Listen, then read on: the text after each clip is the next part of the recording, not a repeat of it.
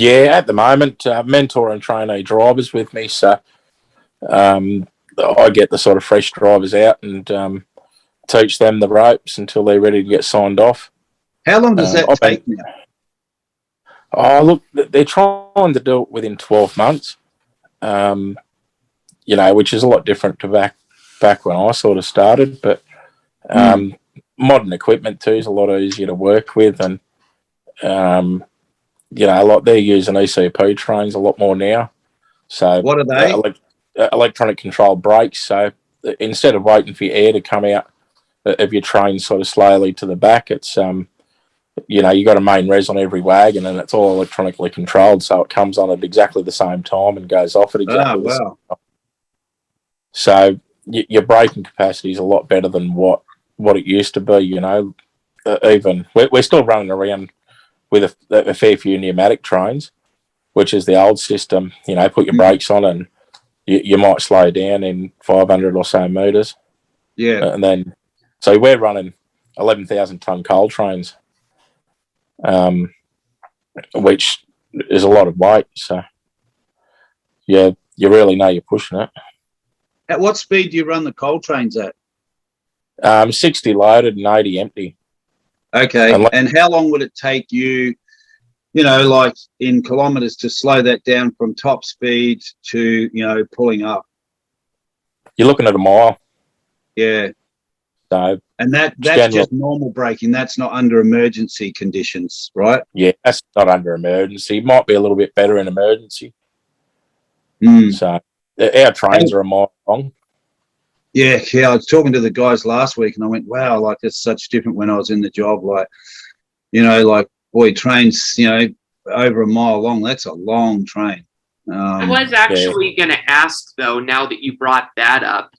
Last weekend, when I went on a trip, I saw a bunch of trains, and the one that was roaring past me, I did notice that there were some locomotives that were they were attached to each other, and one of them was on as well.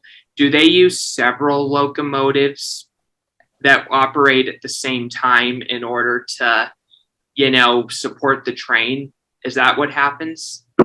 Yeah, we've got mainly 3 locos up the front, all interconnected with a through cable.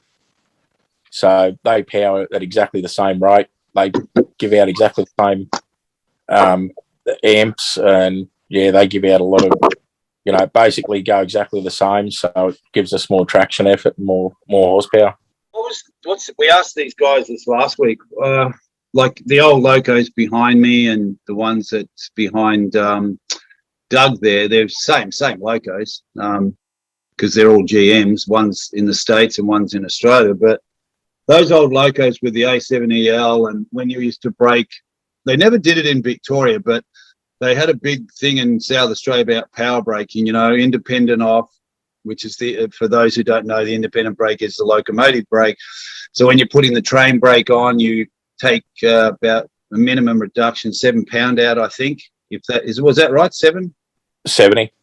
Oh, 7. When you're doing a lap, we used to do a lap, take a little bit out, and then you would then give it a bigger application, but they still had the power on. Did they ever do that in New South Wales, power braking, stretching trains? And obviously it's not used now because of the new equipment. Oh, look, it depends what sort of train I'm on. Sometimes I'll leave a notch or 2 in it to keep the train stretched.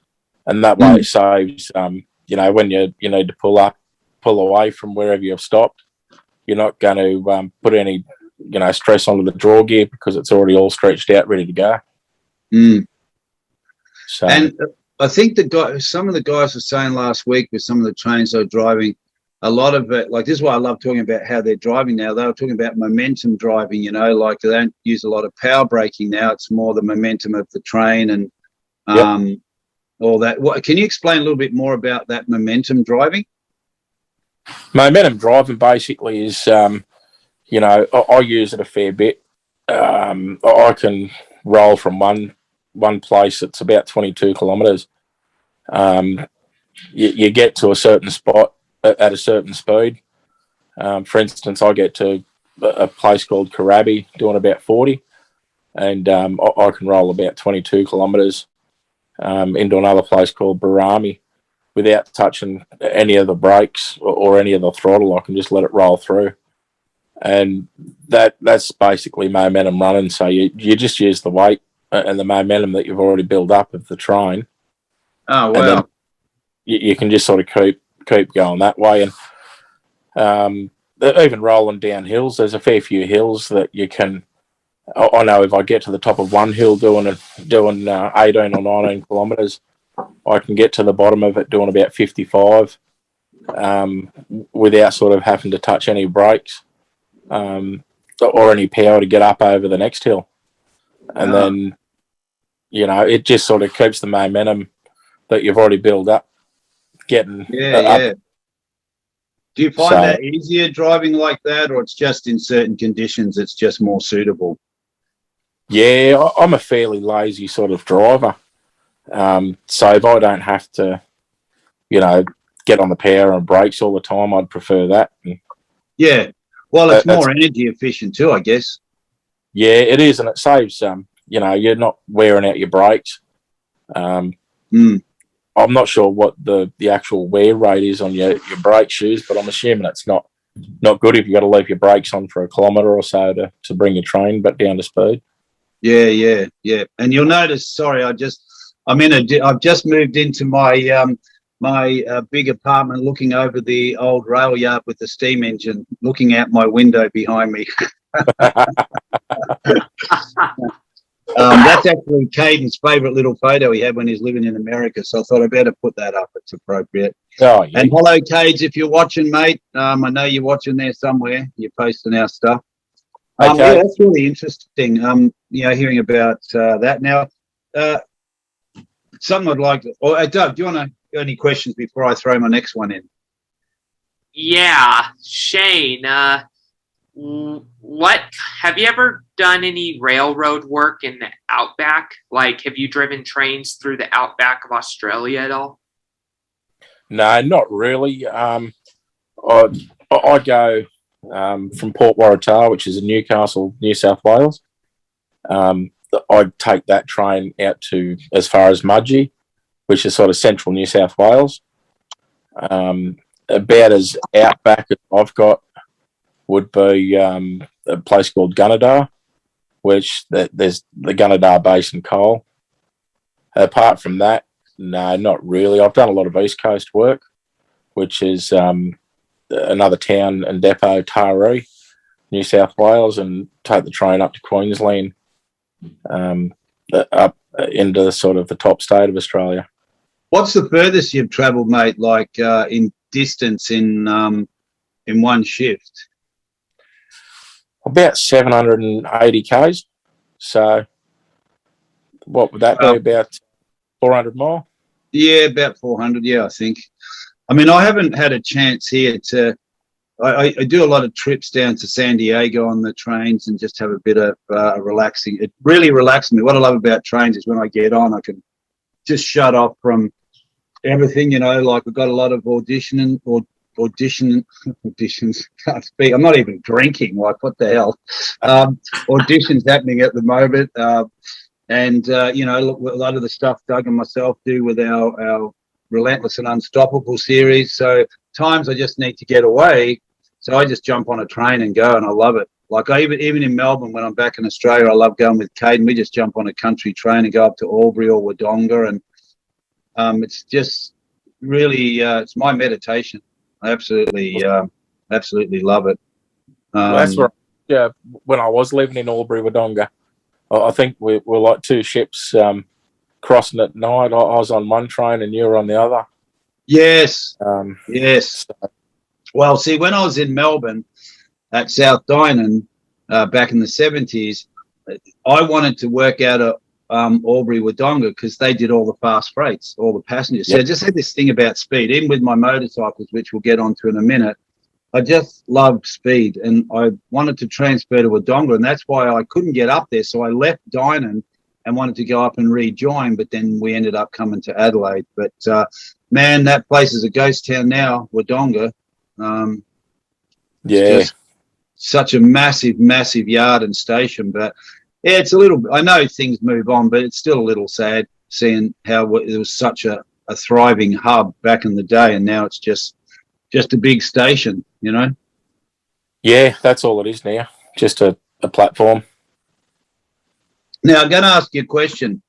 Some funny stories, mate. We've shared a couple with each of the drivers that come on. We've got an interesting guy we're interviewing in a couple of days, Kevin Dale. He was a mate from back in the day in Adelaide, and he's got his own little miniature railway up in Quorn, I think, somewhere there. I may be wrong, but I know it's up the bush somewhere. And we're going to bring him on. He's going to talk about his model railway. And we've also got Bob Sampson from Adelaide. I remember him as a porter and a train guard, but he's involved in the museum. So it's going to be interesting having him on, talking all about the history of the railways. And he's got some awesome photos. But funny stories, mate. Do you have any? Oh, that's ridiculous. You must have. But don't incriminate yourself, mate. We have to tell drivers who still in the job or left. They say, I can't tell any of them. Even if I've been out the job 15 years, I can't tell that one. Yeah, look, I've got a few, but probably, there's probably not many that I can actually tell that are sort of PG rated, because we don't know, right? But I remember I was working for a company a while ago, and the other guy, he's retired now, and we're coming back from Queensland to Taree. I'm not sure if you're familiar. You might be a little bit familiar with sort of Brisbane down to the mid-north coast. Yeah. And we'd got down to Kempsey, or near Kempsey, to a place called Ewangai. And as we've come around Ewangai's platform, we've ran into a big tree on the track, and we got out and cleared all that out. But we travelled on a further, 50 or 60 k's down the road, and I don't know whether I was in a microsleep or what, but I woke up to a big loud bang that just sounded like a gunshot. And I looked over to my driver, and he's looked at me, and he said, "Fuck that as well."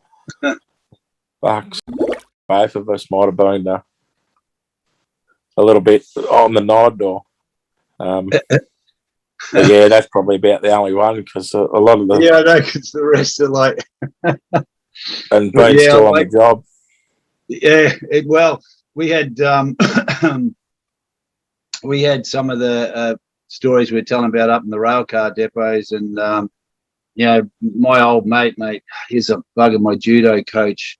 He would put detonators under your rail car in the early mornings before it's 4 a.m. or 3:30 a.m. and you're testing to make sure the rail car is moving back and forwards, and he put a detonator under there. And I've explained to people before, they're a warning.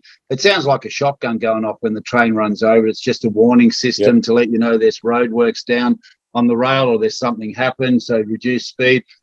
Man, at 3 a.m. in the morning, that's the last thing your heart wants to hear. And they'd be up in the control room, up in the running shift foreman's office, and then you'd hear this bang, and then the guy said that Percy would just be killing himself laughing because he knows I'd probably just gone through the roof. A lot of things like that. Yeah, we had some good times. There was some funny times, relieving crews, and then once you get in the cabin, relieve them. They're on the platform doing a roll by, so you pull your water bombs out of your bag and throw them at them. Yeah, stuff like that. We can't get away with that anymore. No, you can't. We used to do it in the shipyards too. Like, if one of your good mates, was on one of the other engines and he had the window open, it was 110 degrees or something in summer, you'd launch a cup of water through his window as he went past. Yeah. I mean, absolutely childish things for fully trained enginemen, but still it was fun.